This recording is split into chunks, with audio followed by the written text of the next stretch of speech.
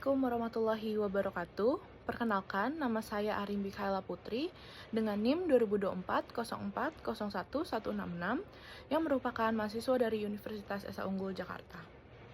Pada kesempatan kali ini, saya akan membahas materi dalam mata kuliah Hukum Internasional yang diampu oleh Bapak Ogi Hafiz Juanda.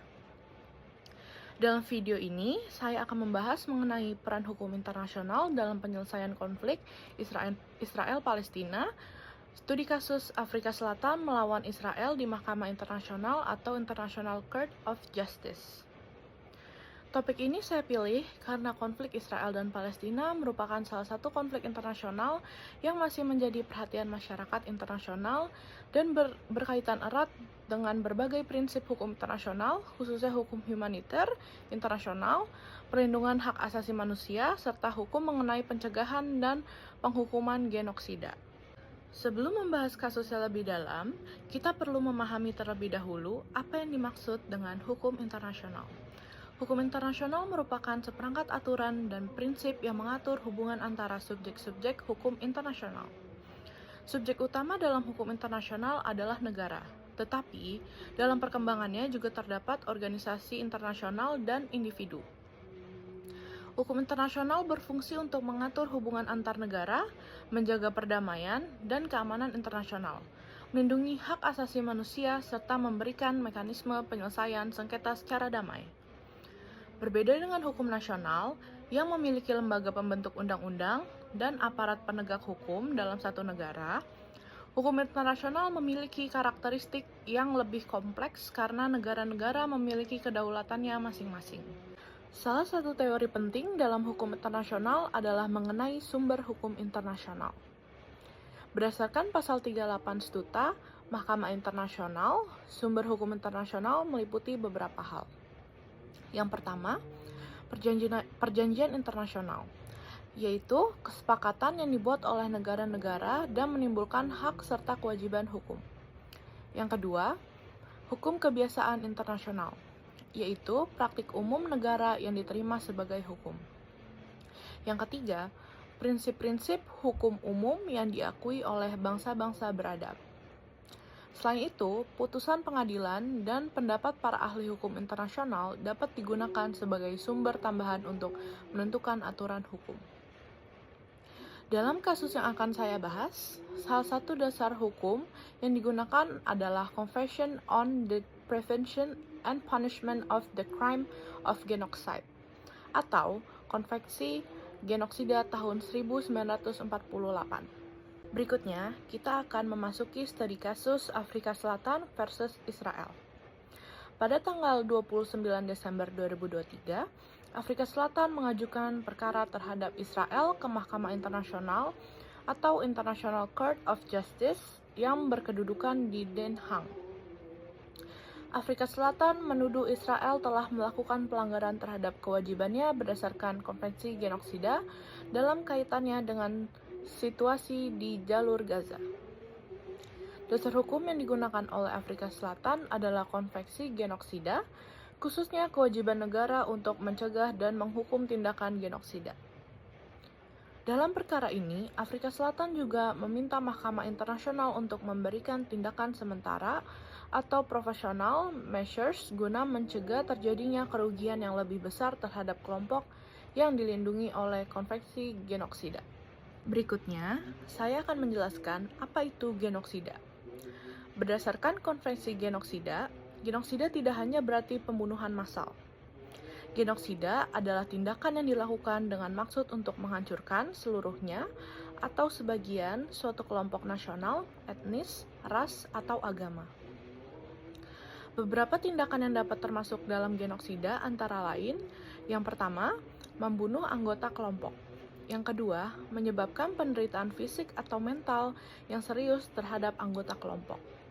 Yang ketiga, dengan sengaja menciptakan kondisi kehidupan yang diperhitungkan dapat menyebabkan kehancuran fisik kelompok tersebut, baik seluruhnya maupun sebagian. Keempat, melakukan tindakan yang bertujuan untuk mencegah kelahiran dalam kelompok tersebut. Namun, perlu dipahami bahwa secara hukum, suatu negara atau pihak belum dapat langsung dinyatakan melakukan genosida hanya berdasarkan tuduhan. Penentuan tanggung jawab hukum membutuhkan proses pembuktian dan pemeriksaan hukum oleh lembaga yang berwenang. Berikutnya, kita akan membahas keputusan sementara Mahkamah Internasional. Pada tanggal 26 Januari 2024, Mahkamah Internasional mengeluarkan professional measure dalam perkara tersebut. Mahkamah memerintahkan Israel untuk mengambil seluruh tindakan yang berada dalam kewenangannya untuk mencegah terjadinya tindakan-tindakan yang termasuk dalam pasal 2 Konvensi Genosida. Tindakan tersebut antara lain pembunuhan anggota kelompok, menyebabkan penderitaan fisik atau mental yang serius, serta dengan sengaja menciptakan kondisi kehidupan yang dapat menyebabkan kehancuran fisik suatu kelompok. Mahkamah Internasional juga memerintahkan agar tindakan yang dilakukan oleh militer Israel tidak termasuk dalam tindakan-tindakan yang dilarang oleh Konvensi Genosida. Selain itu, Mahkamah juga memerintahkan adanya langkah-langkah untuk mencegah dan menghukum hasutan langsung dan terbuka untuk melakukan genosida serta memastikan bantuan kemanusiaan dapat diberikan kepada masyarakat yang terdampak. Berikutnya, analisis berdasarkan hukum internasional. Dari kasus ini, kita dapat melihat sebagaimana hukum internasional berfungsi dalam menangani konflik antar negara. Pertama, hukum internasional berfungsi sebagai instrumen penyelesaian sengketa. Afrika Selatan menggunakan mekanisme hukum internasional dengan membawa perkara tersebut ke Mahkamah Internasional, bukan menyelesaikannya melalui konflik bersenjata. Kedua, kasus ini menunjukkan pentingnya perjanjian internasional Konvensi Genosida tahun 1948 menjadi dasar hukum yang digunakan untuk menilai kewajiban negara dalam mencegah dan menghukum genosida. Ketiga, kasus ini memperlihatkan pentingnya perlindungan terhadap masyarakat sipil dalam konflik bersenjata. Dalam hukum humaniter internasional, pihak-pihak yang terlibat konflik tetap memiliki kewajiban untuk melindungi masyarakat sipil dan membatasi tindakan-tindakan yang dapat menimbulkan penderitaan yang tidak perlu.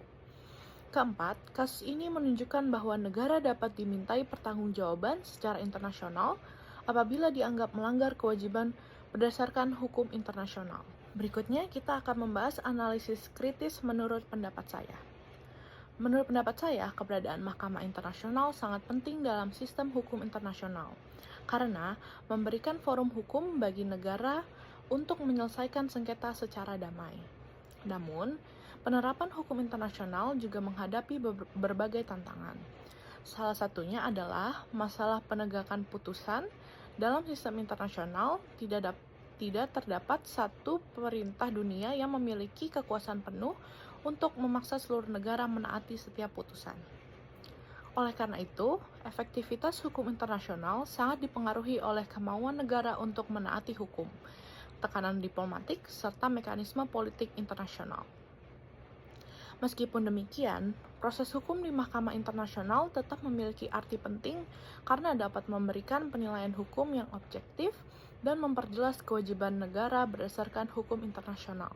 Kesimpulan yang bisa saya sampaikan berdasarkan pembahasan tersebut dapat disimpulkan bahwa hukum internasional memiliki peran penting dalam mengatur hubungan antar negara dan memberikan mekanisme penyelesaian sengketa secara damai.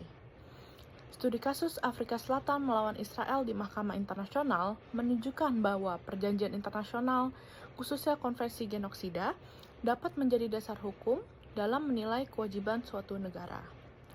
Kasus ini juga menunjukkan bahwa hukum internasional tidak hanya mengatur hubungan antar negara, tetapi juga memiliki tujuan penting untuk melindungi manusia, terutama masyarakat sipil yang menjadi konflik bersenjata. Oleh karena itu, meskipun masih terdapat tantangan dalam penegakan hukum internasional, keberadaan hukum internasional tetap sangat penting di dalam menciptakan ketertiban, keadilan, serta perdamaian dunia.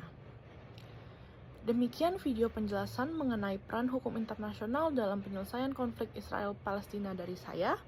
Kurang lebihnya mohon maaf. Wassalamualaikum warahmatullahi wabarakatuh.